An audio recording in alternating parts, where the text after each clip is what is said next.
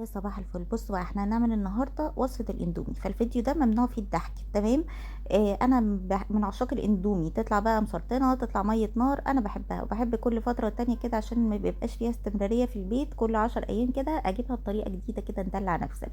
فانا معايا كيسين اندومي دلوقتي عليهم كيس شيتوس. انا استنيت الميه تغلي ونزلت بالكيس الشيتوس لغايه ما يدوب في الميه تماما، ما احطش الاندومي دلوقتي، اسيبه يدوب في الميه تماما. ممكن بقى في الوصفة دي تستخدمي مثلا شيتوس سبايسي، اي نوع من انواع اللي هو عارفين الكراتين مش الشيبسي، ويندوز بريك، الحاجات دي تنزلوها بقى الطعم اللي انتوا بتحبوه. خلي بالكم الشيتوس بيبقى مالح، فانت لو تستخدمي كيس اندومي تنزلي بكيس شيتوس صغير الى ربع كده. هننزل بقى بالوصفة الطبيعية بتاعتنا الاندومي. تمام. والنودلز بتاعتنا بقى اي نوع نودلز يعني انت تستخدميها، وقلب قلب قلب لغاية ما النودلز تستوي في مية الشيتوس دي. تمام.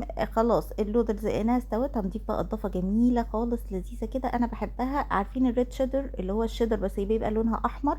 انا بحبها لانها ملحها قليل شويه وبتدي لون جميل جدا، فانا بضيف بقى هنا الريد شيدر ده واسيبها تدوب بقى، ومعاها طبعا توابل الاندومي، واسيب الدنيا بقى ايه القمر ده يغلي مع بعض. بص اللون، بص الجمال بجد. يعني عارفين ماكن تشيز؟ هي ماكن تشيز كده، مكرونه بالجبنه بس. والوصفه خلصت. هنقلب بقى لغايه ما الاندومي ما تستنوش الميه تنشف، لان كده كده الشيتوس اصلا هيجمدها، يعني النشا او اللي جوه الشيتوس ده هيخليها انها تمسك نفسها.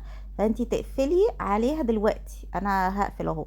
تقفلي عليها دلوقتي وبس، وبالهنا والشفا. دي كده اكلة كده سهراية فيلم لذيذة أمورة. اللي بيحب الاندومي زيي يعمل لايك للفيديو، اعمل لكم وصفات اندومي جاية حلوة ولذيذة.